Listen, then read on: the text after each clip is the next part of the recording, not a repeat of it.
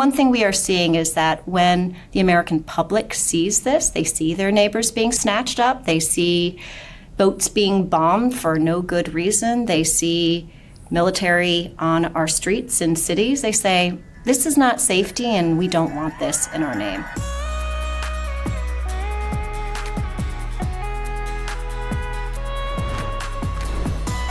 Welcome to Assembly Required with Stacey Abrams from Crooked Media. I'm your host, Stacey Abrams. On October 15th, Pete Hegseth evicted the Pentagon press corps for refusing to agree to voluntary censorship. The United States Department of Defense had previously issued a 21-page decree laying out press restrictions that constrain press access to information and curtail the right of journalists to share what they'd learned with the public without Pentagon permission. When all of the journalists refused, except for the right-wing propaganda apparatchiks, OAN, the Defense Department confiscated the press badges of hundreds of Pentagon journalists. This is occurring at a moment when Qatari fighter pilots have been promised access to Mountain Home Air Force Base in Idaho. And the U.S. military has been striking civilian boats off the coast of Venezuela, killing 27 people without a congressional declaration of war. And as disturbing as these items are in isolation, they come together to paint a starkly terrifying portrait of America in 2025. You see, the same military that is now hiding from scrutiny and denying public access is the very one that has deployed National Guardsmen into American cities that Trump has described as the enemies within. We have military occupation of Washington, D.C., and promised or completed incursions into Portland, Los Angeles, Chicago, and Memphis. I'm not going to bother with the mealy-mouthed excuses they've offered. They are utter nonsense. And even if they were a little true, this behavior by our government is unconscionable and it has a body count. But the vast might of American power without congressional or judicial restraints stretches across agencies.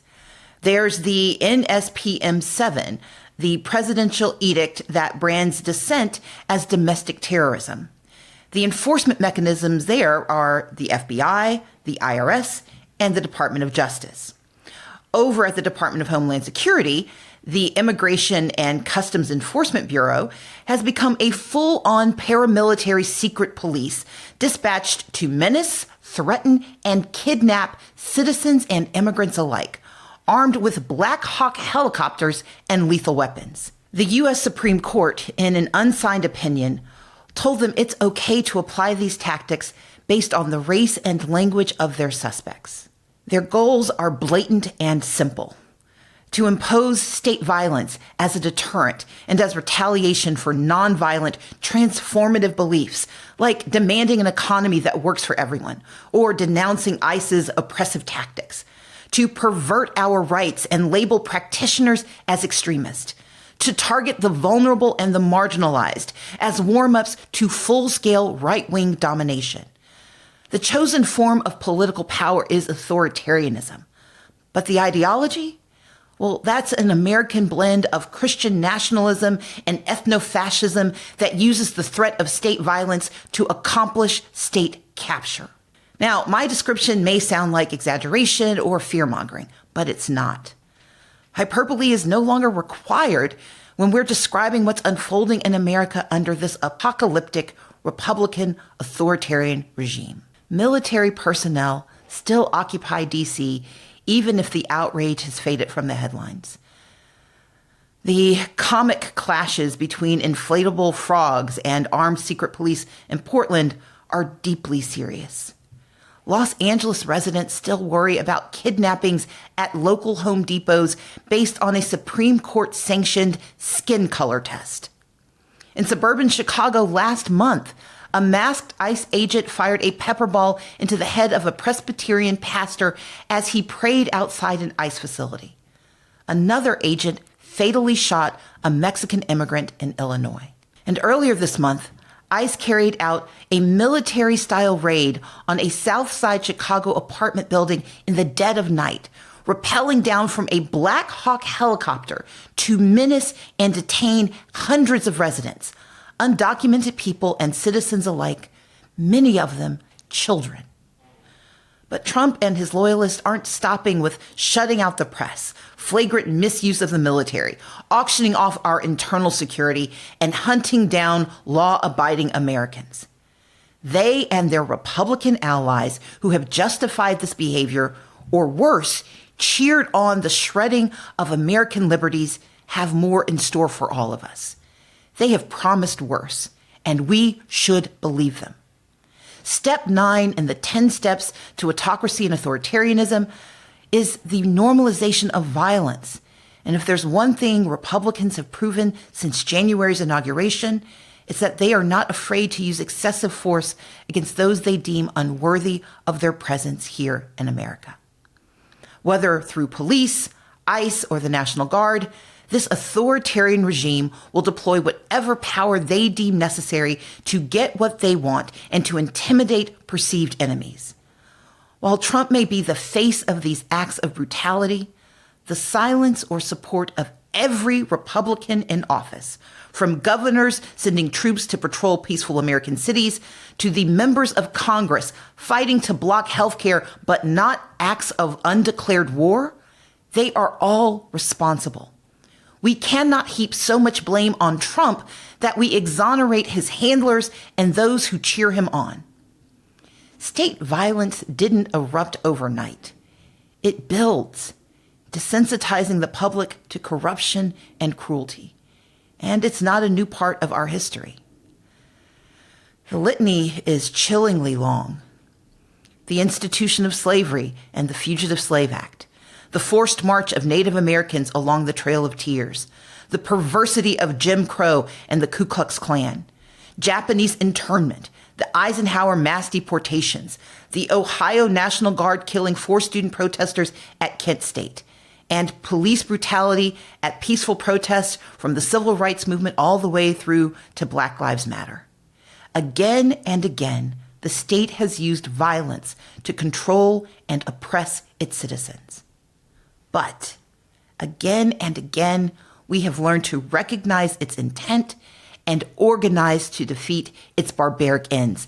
Those are the 10 steps to freedom and power. And like so much of what has happened since the overthrow of democracy, we are slowly becoming numb to the realities of what horrors are being carried out. Unfortunately, we are slowly becoming numb to the realities of what horrors are being carried out in our name by our government against our people and our neighbors.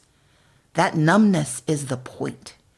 Our grudging acceptance of the inevitable is the point. Too often we say nothing because we believe not only that we can change nothing, but that to protest would put us in harm's way. But doing nothing is dangerous, deceptively so. But that's why this week on Assembly Required, we're bringing on 2 guests who are experts in recognizing, responding to, and rebuilding after state violence. Lindsay Toczylowski, co-founder and president/CEO of the Immigrant Defenders Law Center, and Insha Rahman, vice president of advocacy and partnerships at the Vera Institute of Justice and director of Vera Action. Insha Rahman and Lindsay Toczylowski, welcome to Assembly Required. Thanks for having us. Yeah, glad to be here. So I've developed this framework called the 10 Steps Campaign, and it outlines the key moves that authoritarians make to dismantle democracy. Things like gutting civil services, shutting down the government, installing loyalists, attacking the media, scapegoating marginalized communities. And in that 10-step process for authoritarianism and autocracy, step 2 focuses on the expansion of executive power, pushing presidential authority beyond its legal limits to see just how far the system will bend. So, Insha, I'm going to start with you. How are we seeing Trump and his administration test those boundaries right now? What we are watching is a full-on assault on democratic norms and institutions and the very things that we as a society hold dear under the politics of fear. And this isn't a new playbook. Many listeners will know the Willie Horton story from 1988, a very famous, infamous ad that the GOP ran against Michael Dukakis, and featuring a man who had been released from prison in Massachusetts. And really, as you watch that, you see the politics of fear on full display. The racial implications of crime and who is quote unquote a criminal, the fear of safety, and that if you don't agree to repressive authoritarian tactics, that you will not be safe. And look, safety is one of those things that is apolitical. It doesn't matter how you vote, everybody wants to be safe. And what the GOP has done so effectively since 1988, well before it, and certainly today, is play upon those politics of fear. And we are seeing that in overdrive right now. And so what does it look like? It looks like mass raids in communities where our neighbors are being snatched up off the street without any probable cause or due process. It looks like National Guard and federal law enforcement being sent into our cities, the militarization of our cities under the guise of quote unquote crime control, when what we know it is it's not about public safety. And things like running roughshod over basic due process and legal norms, like bombing boats near the coast of Venezuela, claiming that these are drug cartels. And all of this is without basis in the law. At best, it is sort of open-ended of like, is this legal or not? We should be calling it. This is not legal. This is not with precedent in the law, and we have to be calling it out and challenging it. And one thing we are seeing is that when the American public sees this, they see their neighbors being snatched up, they see boats being bombed for no good reason, they see military on our streets and cities, they say, this is not safety and we don't want this in our name. And Lindsay, I know Insha just laid out what's happening now. I'd love for you to talk a bit about how immigration has been weaponized both now and previously, and how this moment differs from what we've seen before, or does it? Yeah, well, I think it does. So I'll start there. I mean, what we're seeing are really unprecedented attacks on due process for immigrants and on immigrant communities really across the board. And I was talking with my team, earlier this week about what's different between Trump 1.0 and Trump 2.0. And, there are a few key differences. And the biggest part of it is that we're really operating now in a place where they aren't afraid to break the law. And I think, we see that with the raids that happened here in Los Angeles and that continue to happen in Chicago and DC and across the country with the rampant use of racial profiling. This is something that would have been violating the law and norms during the prior administration, during the first Trump administration, but they are blatantly violating the law. And we see this also particularly with due process. In order to move forward their goals of mass deportation, they have decided that due process is no longer the law of the land. They run ramshod over due process in almost every instance of the immigration system right now. And we've seen this escalating since, the first executive orders that came out in January, right after the inauguration, to what is happening now. And what this has looked like in real time in our immigration courts are people who do everything the government asks them to do. Come through, whether they came in through CBP-1 appointments at the border, whether they show up to their court hearings, whether they have a criminal history or not, none of it matters because without due process, people don't get their day in court. And we've seen this time and time again where people show up to court, the court is dismissing their case at the government's request, and they're being detained. So all of this is to say that, when I think about what is happening, it's really that Stephen Miller and the Trump administration find due process and those vital constitutional protections inconvenient to their plans for mass deportation. And they are operating in a space where they want to push that as far as possible to see how far our judicial system will bend, but also how much our society will tolerate. If I could add something very quickly onto that. Lindsay, you're talking about immigration. I kicked off by talking about crime. But for our opposition and for this GOP, they've basically conflated them as one and the same because it is essentially going back to playing upon fear. And so if you think back to this time last year in the 2024 election cycle, who was the Willie Horton of that season, right? It was people who are crossing the border. It's our immigrant neighbors. So it's not really about immigration policy or crime policy. It's certainly not about keeping us safe. But it is playing upon the same fear, and it's just a different character playing the main role. Yeah, I think that's exactly right. And it also has to do with the propaganda that we're seeing. I will follow the Department of Homeland Security on their socials just to see the way that they are portraying people. And when they, their language that they use is so vile to describe people. And for those of us who go inside of immigration detention centers and who are meeting with community members who see that, more than 70% have no criminal history, that many people who are being picked up here in Southern California have lived here for decades, are business owners, their kids go to school with our kids, they're our neighbors, the heart of our community, to have, particular cases picked out and sort of blasted through all of these channels, through this entire media, ecosphere, is really shows you that this idea of criminalizing immigrants and, criminalizing the entire community is a strategy. It's a, clear communication strategy. Assembly Required with Stacey Abrams is brought to you by Remy. We live in stressful times, so it is no surprise that so many of us find our jaws and our heads aching. A lot of the trouble starts while we sleep. Approximately 30% of U.S. adults grind or clench their teeth at night. That's where Remy comes in. Remy's custom night guards are clinically tested to reduce jaw tension and facial muscle strain, to protect from damage caused by teeth grinding, and improve sleep quality. You'll get the same professional quality and comfort as you would from a night guard from the dentist, but Remy costs you 80% less and is much more convenient than having to go into the dentist's office to get one.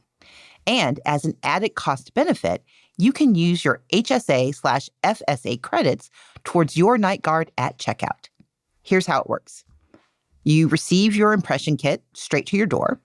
Then you follow Remy's step-by-step instructions to get your perfect impression. Remy then crafts and ships you your custom-fit night guard. Finally, you'll get your night guard back and start protecting your teeth. No waiting rooms, no overpriced bills, just a better way to protect your teeth while you sleep. Try Remy risk-free. Go to shopremy.com/assembly and use code ASSEMBLY to get up to 50% off your night guard at checkout. That's 50% off at shopremi.com/assembly with code ASSEMBLY. And thank you, Remy, for sponsoring this episode. Assembly Required with Stacey Abrams is brought to you by OneSkin. After a long day, tackling a complicated skincare routine is a non-starter. Nobody wants to have to use a dozen products when they would rather be in bed. That's why I like OneSkin. OneSkin makes it simple and effective. Just a few pumps of cleanser, dots of moisturizer, and a little bit of eye cream is all I need at the end of a jam-packed day. Known for cult skincare favorites like OS1 Body, OS1 Face, and OS1 Eye, OneSkin stands out for their science-first approach to skin aging, delivering hydration, barrier support, and powerful longevity benefits in every product. Customers consistently rave about how their skin is smoother, firmer, and healthy looking, with results that get better over time, improving both the appearance and the overall health of their skin. No wonder OneSkin's products have over 10,000 five-star reviews. Certified safe for sensitive skin, their products are free from over 1,500 harsh or irritating ingredients. They are dermatologist tested and have been awarded the National Eczema Association's Seal of Acceptance, delivering powerful results without the side effects. Editors have named OneSkin a brand to watch, with recognition from Fast Company, Mind Body Green, Town and Country, and The Today Show. At the helm of this brand is their founding all-woman team of longevity scientists. All of OneSkin's products are designed to layer seamlessly or replace multiple steps in your routine, making skin health easier and smarter at every age. OneSkin is the first skincare company built on longevity science. Their patented OS1 peptide targets the cells that cause visible signs of aging, helping your skin and scalp stay healthier and more resilient, now and as you age. For a limited time, try OneSkin with 15% off using code ASSEMBLY at oneskin.co. That's 15% off oneskin.co with code ASSEMBLY. After you purchase, they'll ask you where you heard about them. Please support our show and tell them we sent you. And I think both of you are making exceptionally important points because they come together in the essential, I think both of you are making incredibly important points, and I think they come together in how Republicans have essentially declared war on America's cities. And, we call them blue cities, but let's be clear. These are the places that are the most racially diverse. They tend to have higher concentrations of immigrant populations, and they tend to vote more Democratic than Republican. And we have watched them deploy the National Guard to Los Angeles, to D.C., to Tennessee. They're heading to Oregon. And I want to really put a fine point on this, that the National Guard that's being deployed is often being contributed by Republican governors in other states, which is why this is not, to me, just a Trump issue. This is a Republican issue. But before we dive deeper into that, Insha, I would love to have you describe how the National Guard actually works.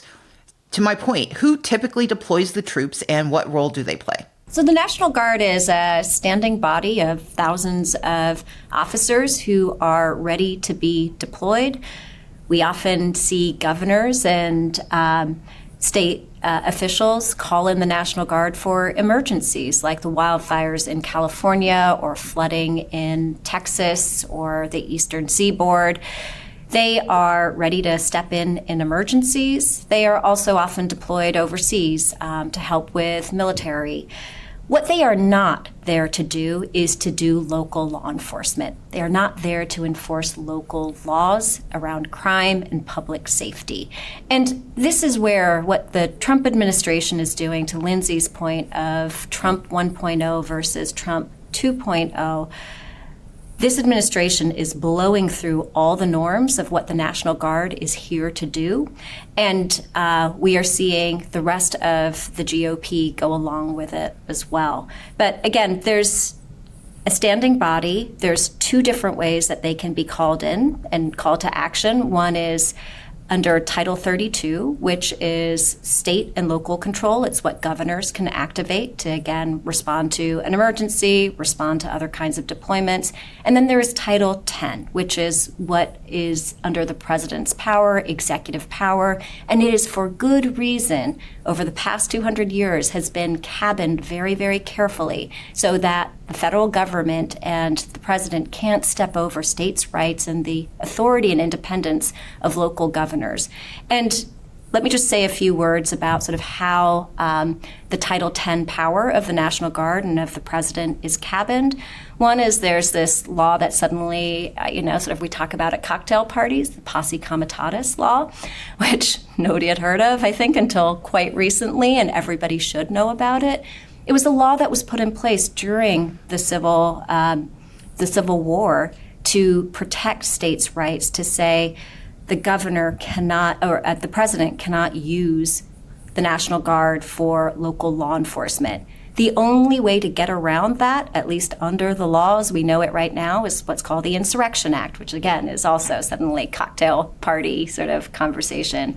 And the Insurrection Act is essentially in very limited circumstances to put down a rebellion, to enforce the law when things are, quote unquote, out of control. That is the limited circumstances in which a president can say, over the objection of a governor, I'm sending in the National Guard locally. And so this is like, again, to that point of, is what they are doing legal? Are they bending the law? Yes, they are absolutely bending the law, because this and what is happening in cities, we mentioned DC, Portland, Memphis, it is just without any kind of precedent or norms in our law. And Lindsay, I want to come back to you because I was recently at an event where someone said, well, mass deportation isn't actually working, that instead this is mostly theater and that the left is overreacting.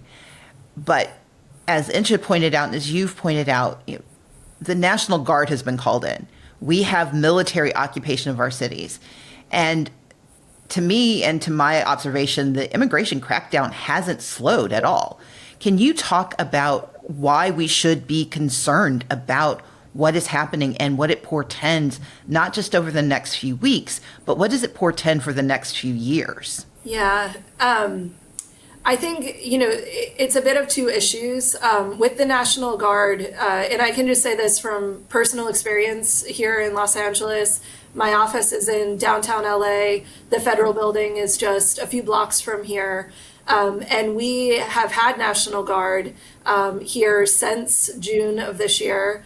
National Guard, were largely at the federal building itself, but the theatrics that the Trump administration portrayed of what they were doing, it was almost incredible. I mean, to live here and to, go to opera in the park one night while the president is on TV talking about LA burning to the ground.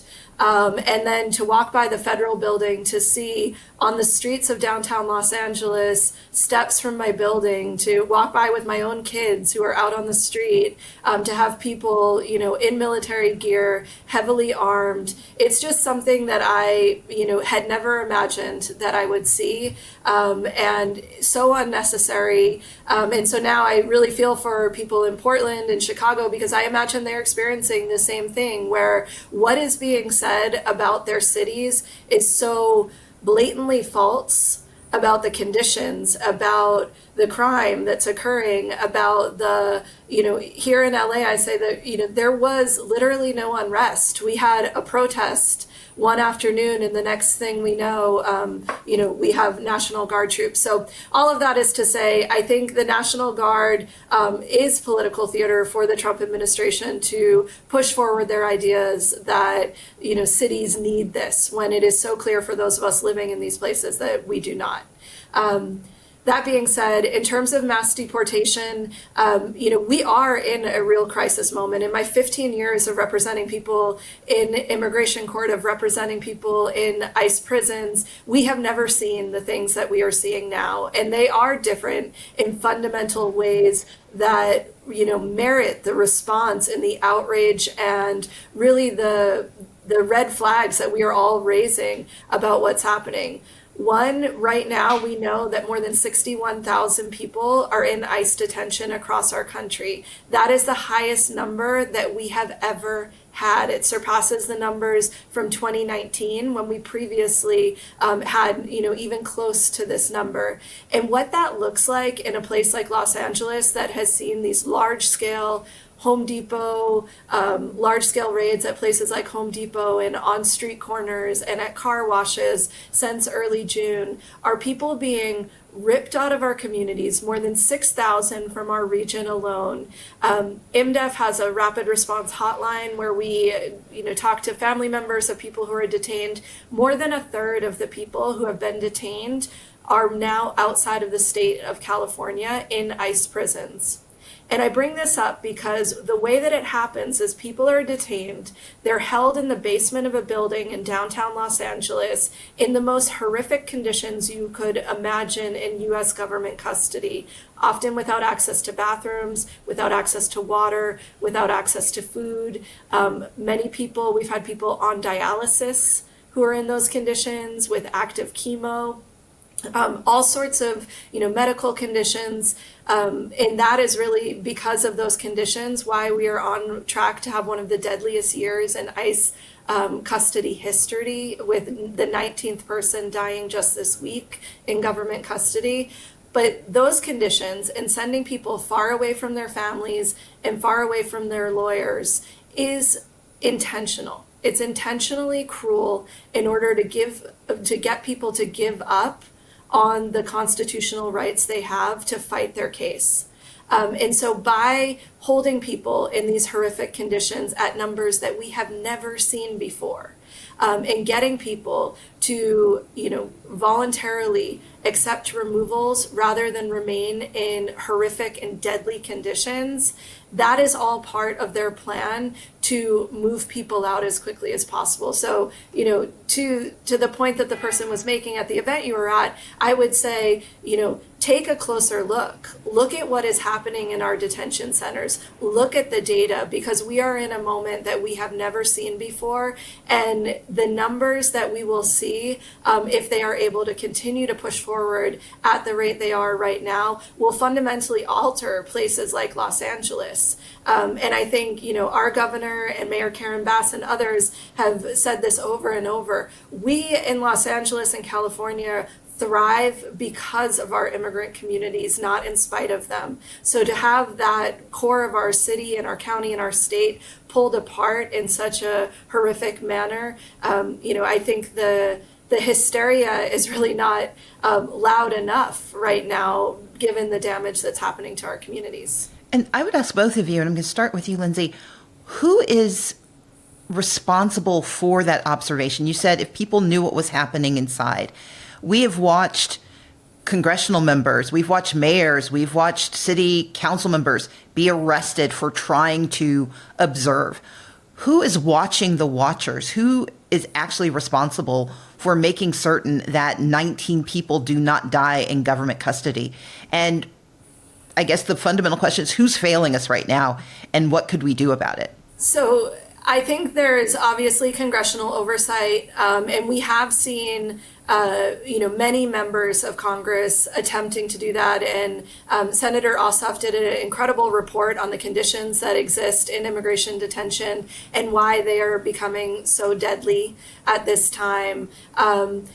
I think, similar to where we started this conversation, part of the issue is that we are functioning with an administration that is engaging in authoritarian practices, that believes they do not need to follow the law, they do not need to follow the norms of allowing congressional oversight of these facilities. They take, opportunities to almost mock congressional representatives who come to conduct this oversight.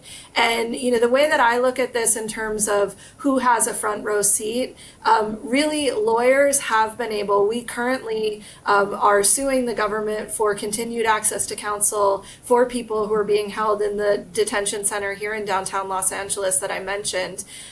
We are insisting on that access to counsel because, in addition to Congress, it has to be the lawyers who are able to meet with people to tell these stories. And then, it's really a whole of civil society approach in terms of us then being able to, come to places like this to say what we're seeing, but also to be able to make sure that the media is focusing in on what's happening.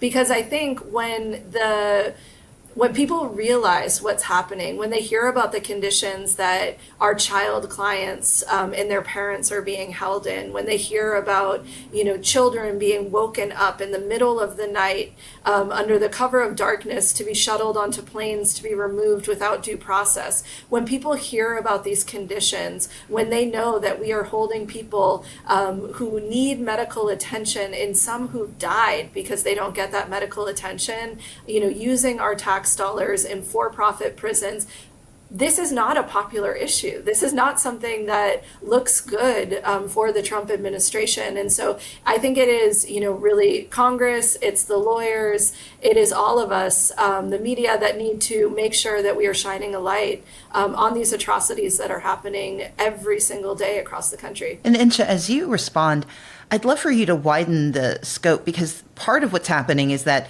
For a lot of Americans, they say, well, these are immigrants. They weren't here legally. Therefore, it's not really my issue. But can you talk about what the treatment of migrants in the United States, this horrific treatment, what it means when it's juxtaposed with the escalation of militarization, with the military occupations? What does it mean for the rest of America to allow this to happen without pushing back, without responding? Stacey, you asked the question of who is responsible, and I would say all of us. We saw on day one, January 20th, this sort of overreach of suddenly ICE agents out in neighborhoods, in communities. This isn't a sort of ramp up from this summer. This has been happening. And one of the responses we heard was, well, Trump won with a mandate. He won the popular vote. This is where the voters are. And we have to fix the immigration system. So we are not going to call this out for being as depraved and as outside of the law as it is. And what that has led to is such a slippery slope, right? It's the fact that President Trump and the GOP sent out ICE agents, picked up people, and that went unchecked in February, in March, in April, in May, and then suddenly we are seeing the military being deployed on our streets. It's the exact same sort of abuse of power. It's just going from targeting immigrants to targeting everyday American people and everybody. And we have to be afraid of the slippery slope because this is a regime that believes I will take as much power as you give me and I will take some more. And unless we check that power, even if you don't care about immigrants, and let's be real, every single one of us should, because immigrants are part of our communities, our families, they're part of the workforce. Like, you have to actually stand up for what's right. It doesn't matter who is the target of it, because if you don't, at some point very soon, it will be you. Both ICE and military activity have been met with protest across the country. I think about Augusto Pinochet in Chile or the Shah of Iran before the Iranian Revolution. Both of them used extreme force as a way to quell public dissent. Lindsay, can you talk about how protests are being leveraged by authoritarians as a means of public control? Well, I think we're seeing this, today in Chicago and in Portland, and we certainly saw it in Los Angeles. There is a very clear game plan that happened first here in LA and then now is happening in other cities across the country, including DC, which is the government is doing things to provoke protest. They are doing things that are intentionally provoking the communities, whether those are ICE raids done in the most violent, horrific situations we've seen where people are being beaten. Here in LA, one of the things that we're tracking are the number of people who haven't even made it into ICE custody yet because they are missing, because they are hospitalized after being beaten by ICE agents or by Border Patrol, who are regularly conducting actions within the city.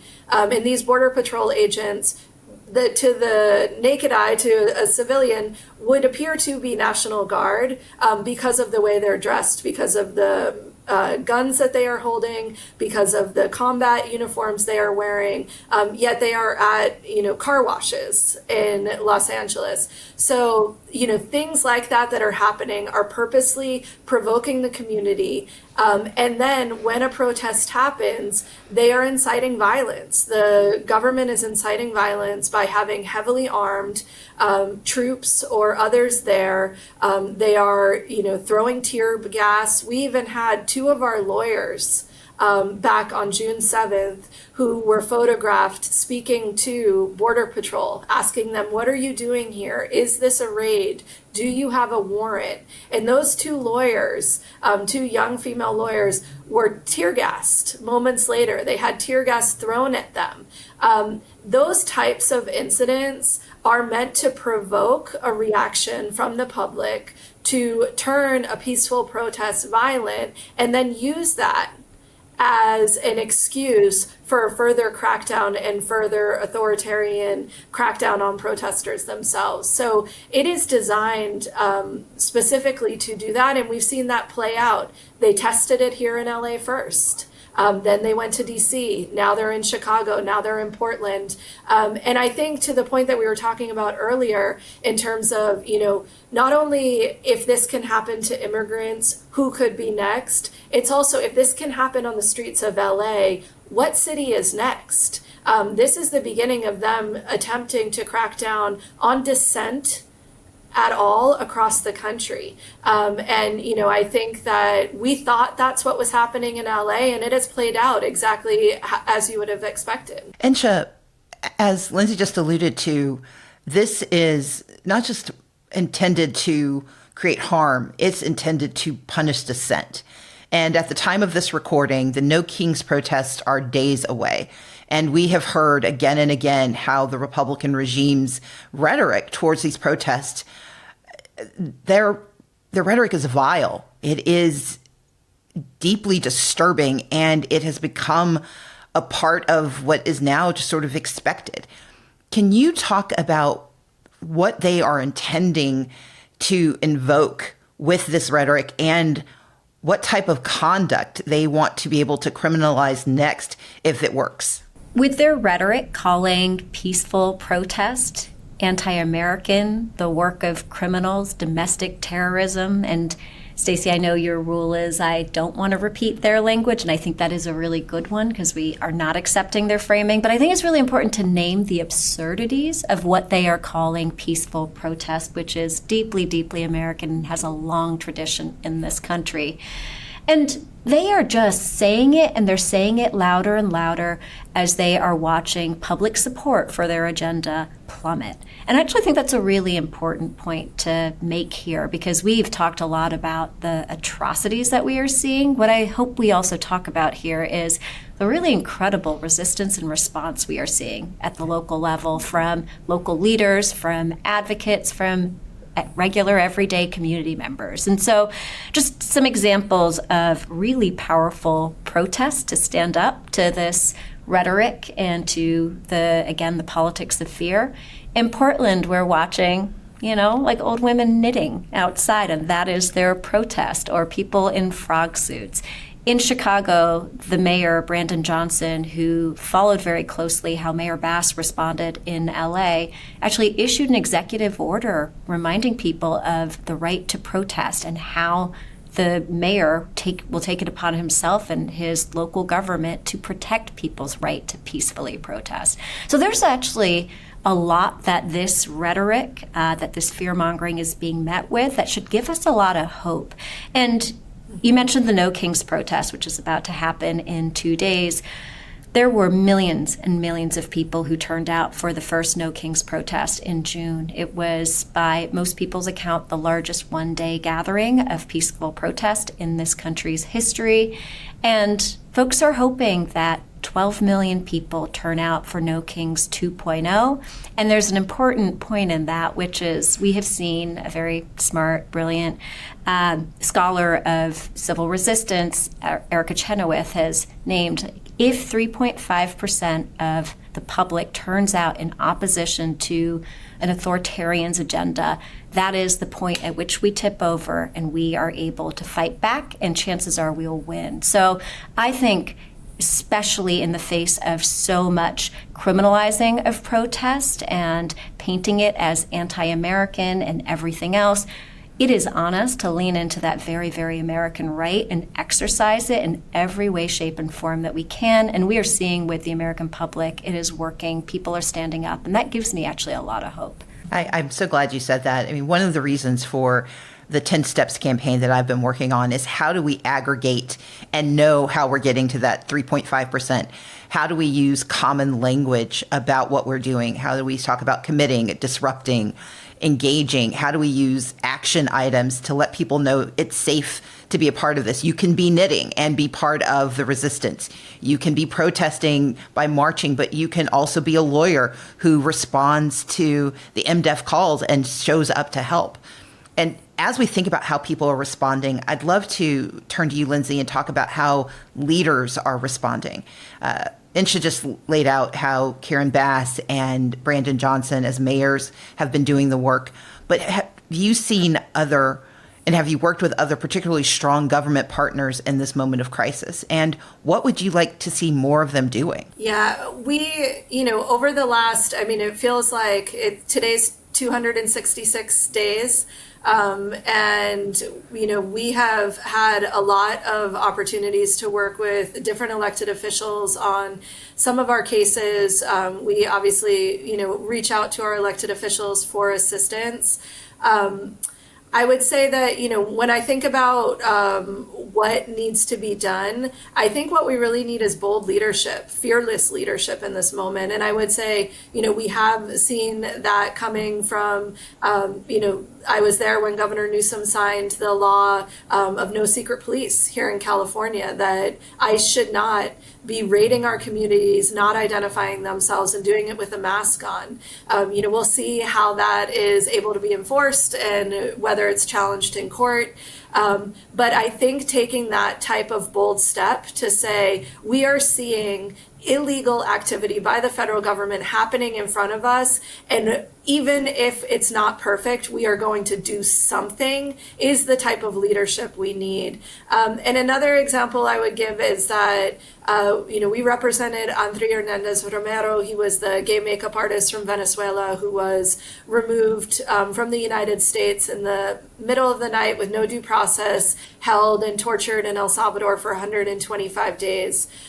We were able to work with Representative Robert Garcia, with Representative Takano, and others to make sure that that vile situation, that horrific situation never left the front pages, that it was talked about, that his name was said on the floor of Congress. They were able to, talk about him in a way that really used his case to show the absurdity and the illegality of the Trump administration's violations of due process and violations of human rights.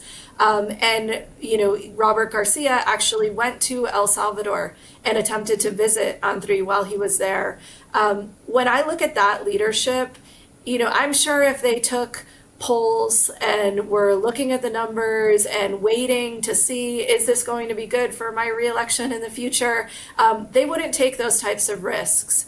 But in this moment, where we are seeing such grave violations of people's human rights, where we can see things happening before us that, the violations of immigrant rights are really hitting at a violation of our democracy itself, we need that kind of bold leadership that is not just thinking about their own next election, but is thinking about the future of our democracy. And we have seen that, but I think we need more of that.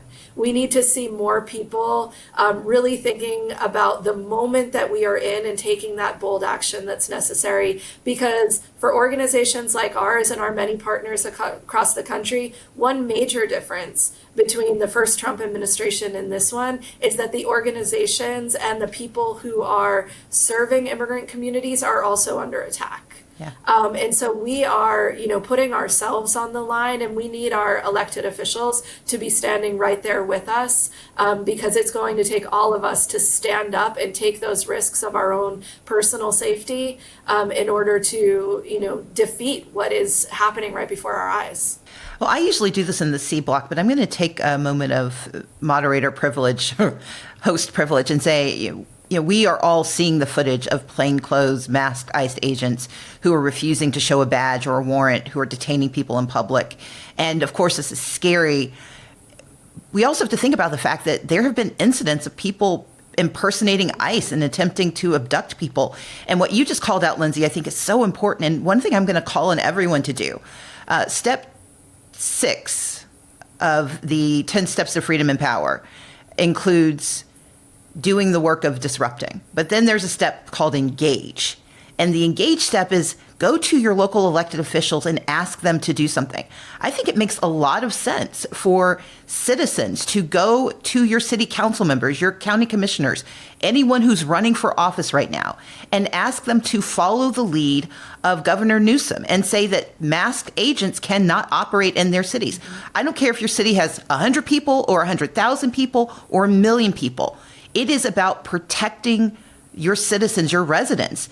Let's demand that masked officers cannot operate in our communities. Make them tell you why it's okay, because this isn't just about whether ICE can operate or not. It's whether a bad actor, another type of bad actor, let's be clear, can impersonate someone and attempt to actually weaken the protections for all of us. So I'm just going to put that out there as an opportunity for folks. If you want to know a kind of policy you should be asking your leaders to pass right now, I think that would be an amazing policy. And I'm going to invoke you, Insha, to say, do you have any other thoughts about what people could be doing right now? What else should they be asking their local elected officials to do that can be part of how they engage and push back? One thing I want to point out is we named early on in this conversation that the pretext under which these authoritarian power grabs are happening is quote unquote crime control. And another thing that we are watching local elected leaders, especially mayors across this country, is to say, I am not letting that stand. Let me tell you what actually works to make my city and our neighborhoods safe. And they are leaning into the hard work of community violence interruption, which has done remarkable work to drive down gun violence, to community-based organizations that provide mental health care and addiction treatment, that work with victims, that provide young people with summer youth employment and mentoring, and really being able to paint a picture of what it takes to prevent crime and break its cycle, and to say it's, yes, law enforcement plays an important role, but that's local law enforcement that works with our community, that doesn't come in and occupy us. And this community actually knows better than anybody else what works. And that's been really powerful to see, because I actually think that that has been missing for so long, that it created the opening for President Trump and the GOP to say, let me use the pretext of crime and crime being out of control in these big cities that Democrats run, falling to pieces, to actually do this. And so I think that standing up is so important, and everyday people should be asking their mayors, their local electeds, what kinds of investments are you making with our public dollars, with our taxpayer money, to address the concerns I have around untreated mental health and addiction, around gun violence prevention? What are we doing for our young people to make sure that they have more opportunity?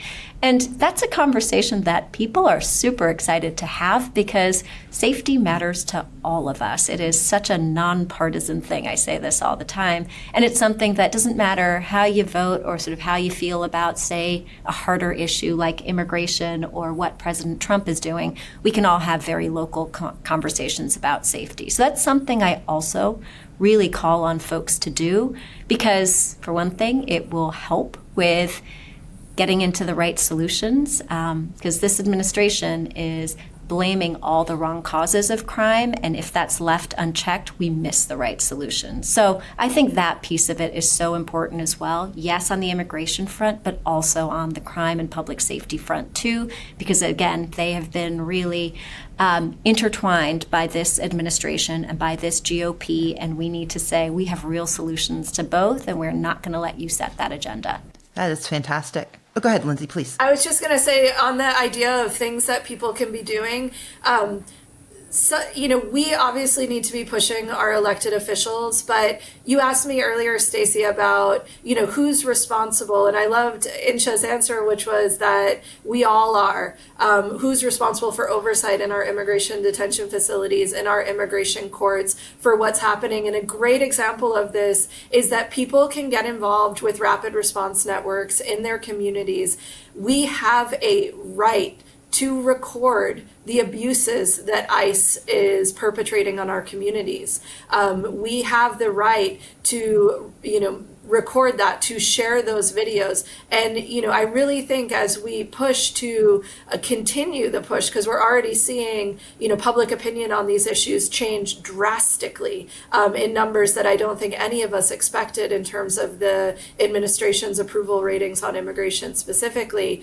It really will take shining a light on that. And I would just remind everyone that immigration courts are public courts. Everyday citizens can go to an immigration court hearing and watch what happens.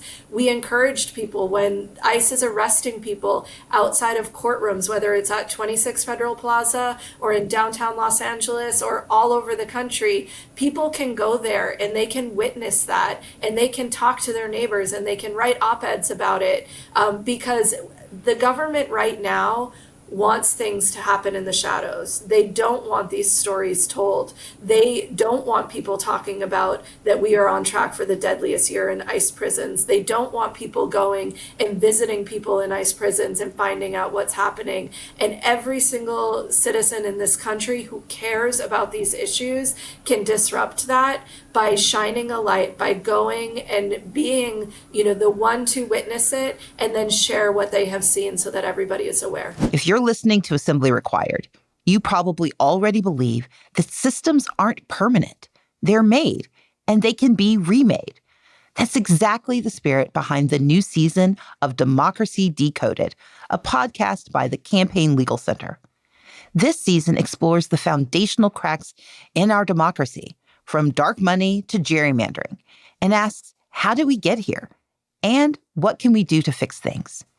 You'll hear real stories from real people alongside expert voices who are working towards solutions. The show is about naming the problems, tracing their origins, and offering actionable steps to restore a more representative and accountable democracy. If you believe systems can be redesigned and rebuilt, start with this. Listen to Democracy Decoded now at democracydecoded.org or on your podcast app of choice.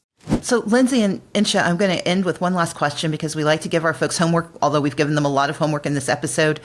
What resources do each of you recommend for listeners who want to stay informed on what's really happening so they can report it, so they can show up, so they can be a part of the solution? And Insha, I'm going to start with you. So my organization, the Vera Institute of Justice, we work to end mass incarceration. We fight for immigrants' rights. We help build safe, thriving communities. And we launched a series at the beginning of this year called Justice in the Age of Trump, where with everything that is sort of happening coming out of DC, how do you keep track and how do you make sense of it? How do you understand it for the justice, safety, and the values that we care about? So sign up on our website for that. You can get blogs and information and sort of webinars and how to get involved.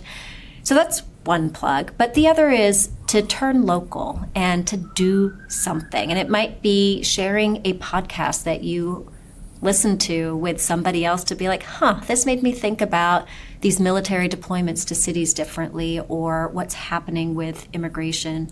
And, as Lindsay said, they want to do things in the shadows. And the more that we are sharing and we are learning and we are bearing witness, the more they will not be able to do that.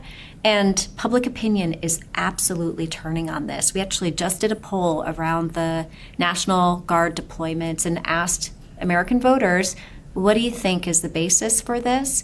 And very few said public safety.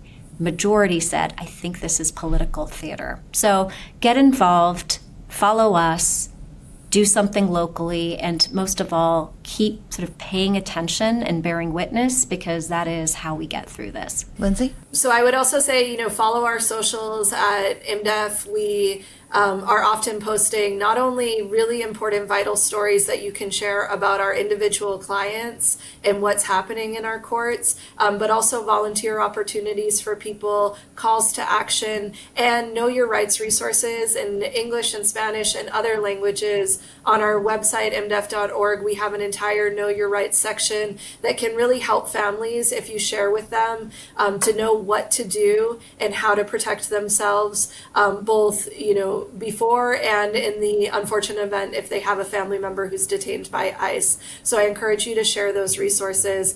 And then I would say, like Insha, we, would encourage people to get involved locally. I talked about that a little bit with, going to your immigration courts, but I'll just give another example that's happening. I'll be this Sunday working at a grocery distribution event. We actually started these events during the wildfires for families that had lost their homes. And after June, there are so many families here in the Los Angeles area who are afraid to leave their homes because of ICE enforcement that is happening. And so they are unable to get the necessities that they need for them and their children. And so, there are many of these that are happening across the country where everyday citizens are coming together and showing the best of American values and taking care of our neighbors and welcoming the stranger.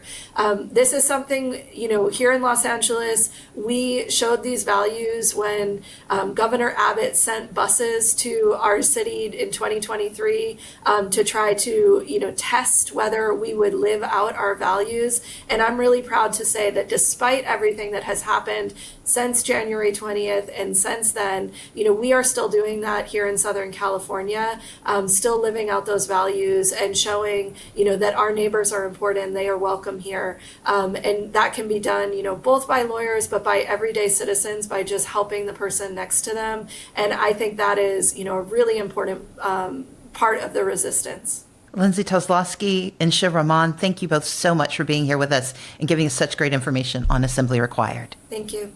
Yeah, thanks so much for having us. As always on Assembly Required, we are here to do work together, and we want to give you real actionable tools that can help us fight back. So first, let's be curious. To understand more about our immigration system and how it impacts undocumented immigration, asylum seekers, and refugees, visit organizations like Refugees International and the American Immigration Council. And visit Lindsay's organization, the Immigrant Defenders Law Center, at immdef.org for resources that can help you or your loved ones understand their rights. Insha's organization, the Vera Institute of Justice, which works to end mass incarceration and fight for immigrant rights, has a series called Justice in the Age of Trump. Visit their website at vera.org and sign up for resources that can help you make sense of the current moment. Number 2, we're going to solve some problems. This was recorded before the No Kings protest that spanned across the United States. For those who participated, and even for those who couldn't be there, it's crucial to keep showing up, speaking up, and taking action. The 10 steps to freedom and power begin with you. Peaceful protest and civic engagement are among the strongest tools we have to hold this administration and this Republican regime accountable and to push back against totalitarian policies. Do not underestimate the power of consistent collective action. Every voice, every step, every sign makes a difference. And number 3, we can do good.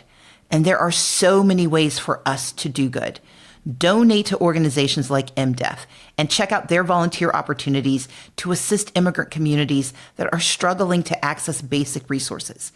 We also have a right to record the abuses that ICE and Border Patrol are perpetrating on our communities. People can get involved with rapid response networks in their communities to gather footage, including at their local courthouses. And you can share it widely so that we can shine a light on what's happening and pull this carnage out of the dark. Finally, call on your local leaders, including your city council members, county commissioners, your school board, and your governors, and ask them to follow Governor Newsom's lead and ban ICE from wearing masks that hide their faces. Require any law enforcement to provide identification, and whenever possible, try to restrict access to sensitive locations like schools and hospitals. We have to call on our people to do what we need to save our future.